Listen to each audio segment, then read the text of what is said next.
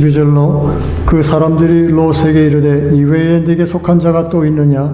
내 사위나 자녀나 성중에 내게 속한 자들을 다 성 밖으로 이끌어내라. 그들에 대하여 부르짖음이 여호와 앞에 크므로 여호와께서 우리로 이곳을 멸하러 보내셨나니 우리가 멸하리라.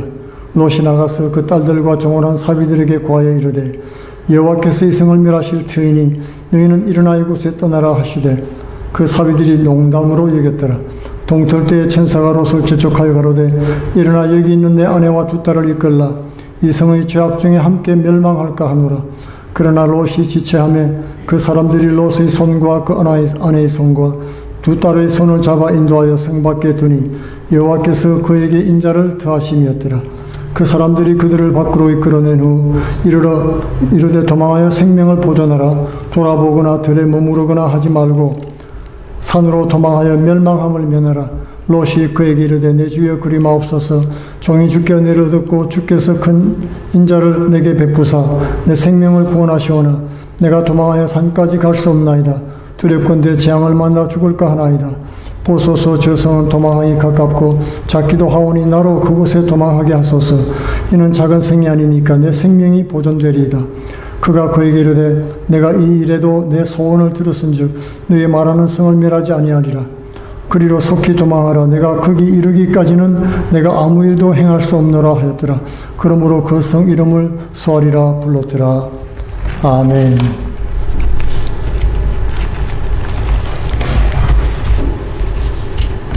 오늘은 이 본문 말씀을 통해서 구원하시는 하나님이란 제목으로 은혜를 나누기를 원합니다. 오늘은 소돔과 고모라의 멸망에 관한 이야기와 롯 가정의 구원에 관한 이야기입니다. 오늘날의 세상은 종말의 마지막 날과 같은 것입니다. 12월 대림절은 예수님의 재림을 기다리는 때가 가까운 것을 상징하고 있습니다.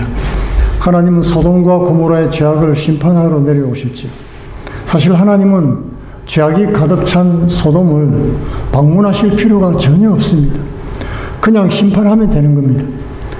그러나 오늘 본문의 말씀을 보니까 이 멸망받을 도시에 사는 롯의 가정을 구원하기 위해서 천사를 보내신 내용이 나오고 있는 것입니다. 아브라함과 롯은 함께 살던 믿음의 가정이었습니다. 이들이 하나님의 복을 받아서 거부가 되었죠. 그러자 목자들 사이에 우물을 놓고 다툼이 일어났습니다. 아브라함과 조카 롯은 목 축업을 했는데 짐승이 많아지니까 서로 부딪히게 됐습니다. 아브라함이 이에 먼저 양보를 했지요. 네가 좌하면 내가 우하고 네가 우하면 내가 좌하겠다. 어디든지 네가 눈에 좋은 대로 택하라고 했던 겁니다. 조카 롯에게 선택권을 먼저 주어서 내보냈습니다. 그때 롯은 두 말도 하지 않고 죄악의 도시 소돔 근처에 있는 물이 넉넉한 비옥한 도시 들판을 택했던 것입니다. 아브라함은 산지에 남아 있었습니다. 하나님 약속대로 동서남북을 바라고 왔습니다.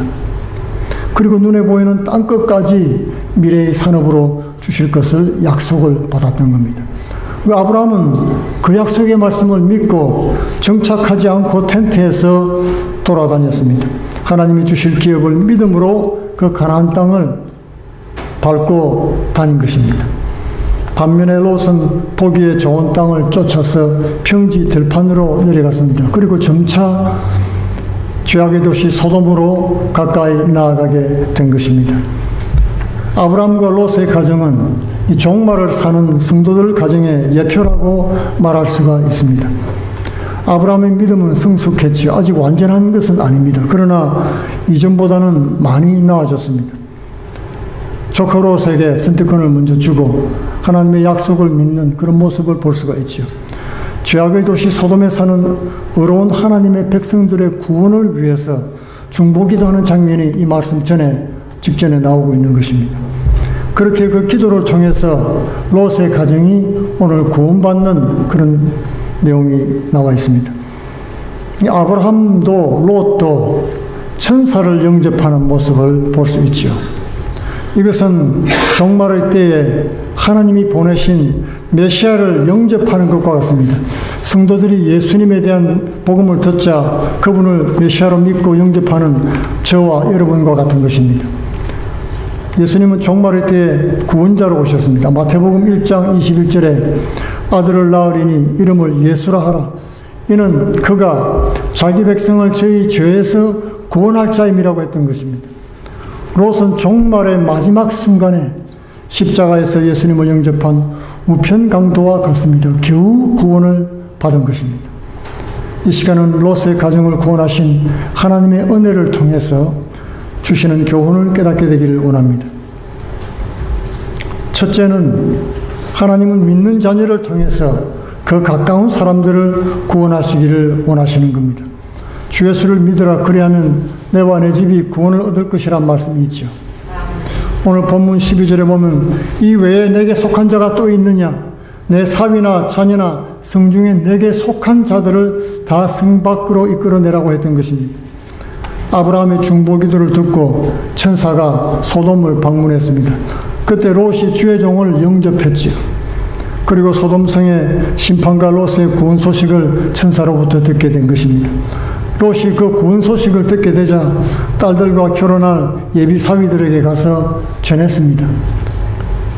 이 성이 곧 심판을 받고 다 죽게 될 것이니 빨리 챙겨서 나가자.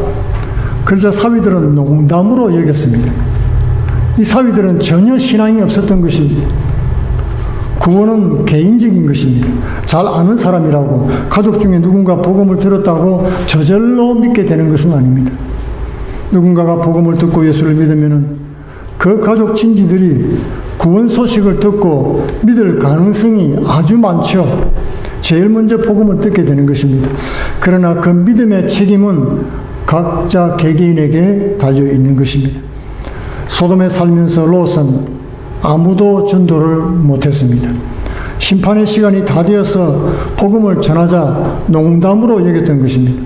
안 믿었던 것입니다. 아내도 안 믿었습니다. 불순종하고 뒤를 돌아보다가 소금 기둥이 되고 말았죠. 롯은 모든 것을 다 잃고 홈리스가 됐습니다.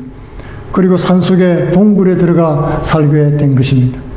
실망한 두 딸들은 남편 얻을 소망이 없어지자 술 취한 아비를 통해서 자손을 보았습니다. 그렇게 부끄러운 가정의 역사가 뒤에 기록이 되어 있습니다.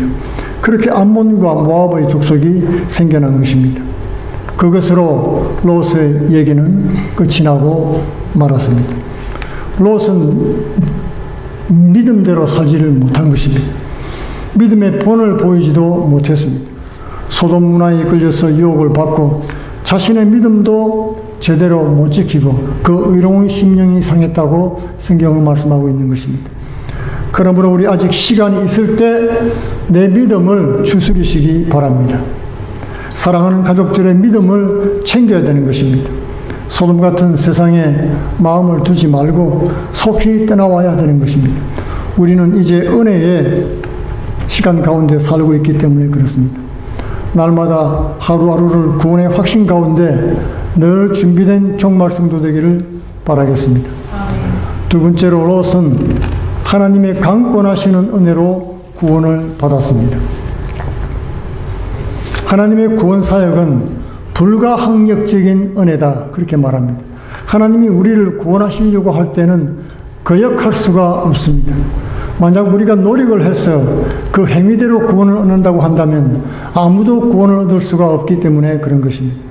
인간은 모두가 죄인이고 의를 행하는 자는 아무도 없습니다. 그러므로 우리는 하나님의 구원하시는 은혜가 절대적으로 필요한 것입니다. 하나님은 말씀으로 우리에게 늘 경고를 해 주십니다. 15절에 동틀 때 천사가 롯을 재촉하여 이르되 일어나 여기 있는 내 아내와 두 딸을 이끌어내라. 이 성의 죄악 중에 함께 멸망할까 하노라. 이렇게 하나님께서 말씀을 주지 않으면 우리는 하나님의 뜻을 알 수가 없는 것입니다. 경고받지 못하면 하나님의 때도 알 수가 없습니다. 말씀을 주시니까 회개하고 돌이키고 준비할 수 있는 것입니다. 말씀해 보니 오늘 동틀 때가 됐다고 했습니다. 어둠이 지배하는 시간이 지나면 이제 반드시 빛의 시간이 다가오게 되어 있습니다. 소돔성에 산다는 것이 무슨 뜻입니까? 그들의 죄를 인정하고 묵인해 주는 것입니다. 무리의 법칙입니다. 죄 중에 거하면은 죄와 함께 멸망당하는 것입니다.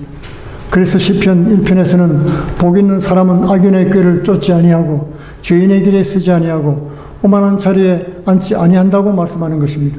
그들과 함께 하지 않는다는 것입니다. 롯은 눈길에 미혹되어서 죄인의 길에 섰습니다.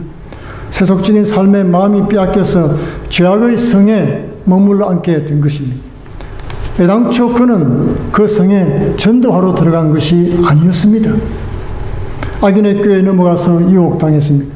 스스로 그 길로 들어선 것입니다. 하나님의 인도하심이 있었다는 말씀도 없습니다. 성령의 감동도 없었습니다. 내 눈이 좋게 보이는 대로 고집대로 내린 선택이었습니다. 우리는 하나님의 강권하시는 은혜가 없으면 스스로는 하나님의 심판을 피할 길이 없는 것입니다. 오늘 16절 말씀에 그러나 롯이 지체하며 그 사람들이 롯의 손과 그 아내의 손과 두 딸의 손을 잡아 인도하여 성 밖에 두니 여호와께서 그에게 자비를 더하심이었더라 그랬습니다. 하나님께서 우리를 강권하실 때가 있습니다. 그때는 지체하지 말고 말씀에 순종해야 되는 것입니다. 오늘 17절 말씀에 그 사람들이 그들을 밖으로 이끌어낸 후에 이르되 도망하여 생명을 보존하라. 돌아보거나 들에 머물지 말고 산으로 도망하여 멸망함을 면하라고 했던 것입니다. 롯이 지체하고 있는 것은 세속에 빠져 있는 모습인 것입니다. 잊지 말아야 될 것에 아예 틀을 잡고 앉았습니다. 털고 일어나기가 쉽지 않지요. 성령께서 강권하지 않으면 회개할 수도 없고 돌이킬 수도 없는 것입니다. 천사가 억지로 그들을 밖으로 이끌어냈습니다. 유황불이 쏟아질 소돔 지옥에서 끌어내신 것입니다. 교회를 에클레시아라고 말합니다. 에클레시아라 말은 세상에서 불러내었다, 불러냄을 입었다 그런 뜻입니다. 대대로 조상 귀신을 섬기고 우상 숭배에 찌들은 우리를 불러냈습니다. 그리고 하나님을 섬기게 하시고 천국 영생을 선물로 주신 것입니다. 우리가 사는 시대는 은혜의 시대입니다. 우리는 모두 집행유예를 받은 사형수 같은 것입니다. 이미 사형 온도가 내려졌는데도 은혜로 연기되고 있는 것입니다. 도망하여 생명을 보존하라고 말씀하시는 것입니다. 하나님은 우리를 죄에서 건지시고 구원하시는 분이십니다. 이를 위해서 예수께서 이 땅에 왔습니다. 십자가에 죽으셨습니다. 그리고 누구든지 믿고 자기 죄를 자복하면 구원을 받고 영생을 얻을 것입니다. 회개하는 것이 중요한 것입니다. 사람마다 안타까운 것은 회개하지 않는 것입니다. 회개할 줄 모릅니다. 자포자기합니다. 그리고 죄를 죄로 여기지 않고 끊임없이 또한 타인의 죄를 지적하고 가책도 없고 용서하지도 않고 죄를 부인하고 자신을 정의롭게 여깁니다. 그런 사람은 어떻게 회개할 수가 없는 것입니다. 회개하지 않으면 죄는 그대로 있습니다. 그리고 그 숨은 죄가 우리 가운데 역사하고 두렵게 하고 의심하게 하고 연약하게 하고 말씀에 순종 못하게 하고 주저하게 하고 믿음을 포기하게 만드는 것입니다. 그러므로 이 한 해가 다 가기 전에 죄를 깨닫고 회개하는 은혜를 주님 앞에 달라고 기도하시기 바랍니다. 그리고 영생을 취하시기 바랍니다. 또 돌아보지 말라고 했죠. 누가복음 9장 62절에는 예수께서 손에 쟁기를 잡고 뒤를 돌아다보는 자는 하나님 나라에 합당치 아니하다고 말씀했습니다. 광야 1세들이 가나안 땅에 들어가지 못한 것은 하나님의 약속을 못 믿고 떠나온 애굽을 끊임없이 뒤돌아보며 돌아가려고 했던 것입니다. 롯의 아내는 뒤돌아보다가 소금 기둥이 되고 말았습니다. 소돔에서의 환락, 편안한 삶에 대한 미련을 못 부리고 결국 뒤돌아본 것입니다. 그것은 세상을 동경하고 세상의 마음을 빼앗긴 것입니다. 이 세상이 심판받고 끝날 때는 아무것도 남아있지 않을 것입니다. 더 이상 쾌락도 누릴 수 없습니다. 미련 없이 떠나야 되는 것입니다. 모든 것이 유황불에 다 타버리고 말 것이기 때문입니다. 들에 머물지 말고 산으로 도망하여 멸망을 면하라고 했습니다. 이 들과 산은 상징하는 것이 많습니다. 이스라엘의 하나님을 산의 하나님이라 그렇게 불렀습니다. 이 들은 세상을 대표하고 있습니다. 모세가 하나님을 만난 곳은 어디였습니까? 신의 산이었죠. 이스라엘 백성이 하나님과 언약을 맺은 곳도 신의 산이었습니다. 산은 고난과 겸손을 상징하는 것입니다. 반면에 덜은 풍요와 교만을 상징합니다. 인간 문화를 상징하는 것입니다. 강과 들판을 끼고 인류의 문명이 일어났습니다. 수로를 만들어서 대규모 농사를 지었습니다. 또 평지를 가꾸어 들판을 만들고 평야를 만들었습니다. 또 수레를 발명했죠. 가축과 짐승으로 그 수레를 끌게 했습니다. 그렇게 해서 물류 운반의 혁명이 일어났습니다. 농경 문화가 발전하게 되고 많은 농작물을 저장하는 기술도 발전해서 부를 축적할 수 있게 됐습니다. 요셉이 7년 풍년 때 그 많은 곡물을 7년 동안 저장했다는 기록이 나오지 않습니까? 그래서 덜은 도시 문명을 일어나게 된 부의 상징이었던 것입니다. 그 쌓은 부를 통해서 도시를 만들게 됐습니다. 인간은 그렇게 점점 더 교만하게 되고 하나님을 멀리하게 된 것입니다. 이 반면에 산은 수레가 다니지 못하는 것이죠. 가파른 곳에 수레를 다니기가 너무나 힘이 듭니다. 겨우겨우 다니게 되고 거의 다 지게를 쥐고 다니고 이고 다녀야 됩니다. 늘 고달픈 삶을 사는 곳입니다. 수로도 없습니다. 제한적이죠. 전수답이 대부분입니다. 하늘을 바라보고 농사를 짓는 곳입니다. 삶이 고달프고 늘 겸손하며 하늘을 바라보고 기도해야 되는 곳입니다. 오늘 말씀에 들에 머물지 말고 산으로 도망하여 멸망을 면하라는 것은 성도는 이 교만한 세속의 방식에 머물지 말라는 것입니다.